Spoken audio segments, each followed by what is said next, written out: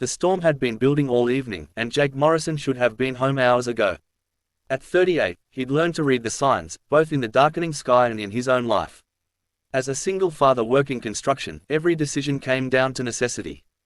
The overtime pay from finishing the downtown renovation project meant groceries for another week, meant keeping the lights on in the small apartment he shared with his 8-year-old daughter, Emma. So, when the rain began, falling in sheets across Highway 47, Jake pressed on through the storm, his 10-year-old pickup truck struggling against the wind as he made his way home from the job site. That's when he saw the twisted metal and shattered glass scattered across the rain-slicked asphalt. Jake's headlights cut through the storm, revealing a luxury sedan wrapped around an old oak tree, steam rising from its crumpled hood. Without hesitation, he pulled over and grabbed the emergency kit he'd kept in his truck since Emma was born. A father's instinct, to always be prepared for the unexpected. Racing through the downpour, Jake reached the wreckage and peered through the spiderweb windshield. Inside, a young woman with long blonde hair lay unconscious, blood trickling from a cut on her forehead. Her breathing was shallow but steady. Miss, can you hear me?" Jake called out, checking for other injuries, as he'd learned in the first aid course he'd taken years ago. The door was jammed, but Jake had spent 15 years working with his hands, coaxing stubborn materials into cooperation. Using a crowbar from his toolkit, he carefully pried open the passenger door, talking to the unconscious woman as he worked. "Stay with me now. You're going to be okay.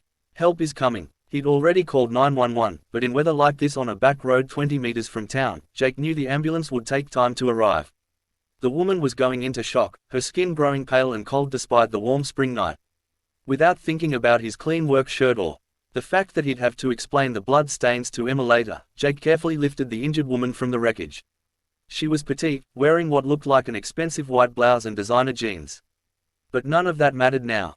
"Come on, stay with me," he whispered, cradling her against his chest as he carried her to his truck. He'd positioned his vehicle to shield him from the worst of the rain, and he gently placed her in the passenger seat, using his flannel jacket to keep her warm. As sirens finally wailed in the distance, the woman's eyes fluttered open. Even in the dim light, Jake could see they were a striking green, filled with confusion and pain. What happened?" she whispered, her voice barely audible above the storm. "You've been in an accident," Jake said gently, checking her pupils as he'd learned to do. "But you're safe now. The paramedics are almost here." She tried to sit up, wincing. "My car. Don't worry about that right now.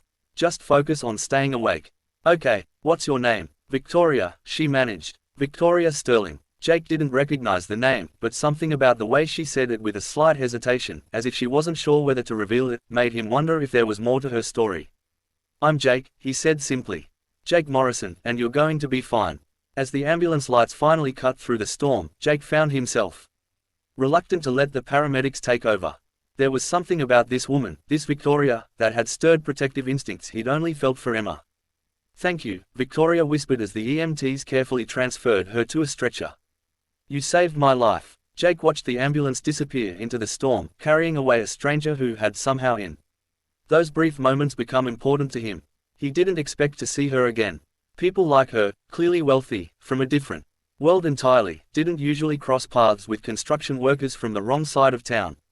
But Victoria Sterling wasn't like most people. 3 days later, as Jake was picking Emma up from her after-school program, a sleek black town car pulled up beside his battered pickup.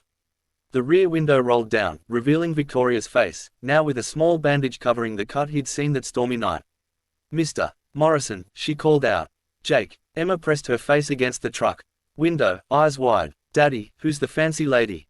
Jake walked over to the car, surprised by how glad he was to see Victoria looking healthy and alert. "How did you find me?" "I asked around," she said with a small smile. "A town this size, everyone knows the single dad who works construction and coaches Little League on weekends." She was right. Of course, Pinneridge wasn't the kind of place where you could disappear into anonymity. "I'm glad you're okay," Jake said. "Honestly, I wanted to thank you properly," Victoria said. "And to ask you something. Would you and your daughter join me for dinner?" "Nothing fancy," she added quickly, seeming to read his hesitation. "Maybe just pizza. I'd like to meet the little girl whose father is brave enough to run toward danger instead of away from it." That dinner changed everything. Victoria, Jake discovered, was nothing like he'd imagined. Yes, she was wealthy, the heirs to a technology fortune built by her late father, but she was also surprisingly down to earth, charmed by Emma's chatter about school and soccer, genuinely interested in Jake's work restoring the historic downtown buildings. Over the following weeks, Victoria found reasons to visit Pine Ridge. She claimed it was for a change of pace from city life, but Jake suspected it had more to do with the easy conversation they discovered, the way Emma had taken to her immediately. The comfortable silence they could share while watching Emma play in the park. "I've never met anyone like you," Victoria admitted one evening as they sat on Jake's small porch watching fireflies dance in the summer air. Emma had fallen asleep between them, worn out from a day at the lake. "Someone poor?" Jake asked, not with bitterness, but with the practical honesty that had always defined him. "Someone real," Victoria corrected gently. "Someone who runs toward a car accident in a storm without thinking about what it might cost him. Someone who raises a daughter to be kind and confident and joyful despite." She gestured around at the modest surroundings. "Despite what?" "Despite not having much money." Jake shifted Emma more comfortably in his arms. "We have everything we need." Victoria studied his face in the porch light. "That night on the highway when you pulled me out of that car, you didn't know who I was. You didn't know if I could repay you or if helping me would benefit you in any way. You just saw someone who needed help." She paused, choosing her words carefully. "I've spent my entire life around people who calculate the value of every interaction, who are kind to me because of what I represent, not who I am. But you risked your safety for a complete stranger simply because it was the right thing to do." Jake felt something shift in his chest. The same feeling he'd had that stormy night, but deeper now, more complex. "Victoria, I love you," she said simply. "I love your integrity, your devotion to Emma, the way you've built a beautiful life from whatever materials you had available, and I hope you might love me too." Jake looked down at his sleeping daughter, then back at this remarkable woman who had somehow seen past his circumstances to his heart. "I do love you," he admitted. "But Victoria, our worlds are so different." "Then let's build a new world together," she said. "One where Emma grows up knowing she can be anything she wants to be. Where you never have to choose between a storm and overtime pay. Where we define wealth not by what's in our bank accounts, but by the love we share." 6 months later, Jake and Victoria were married in the small church where Emma had been baptized.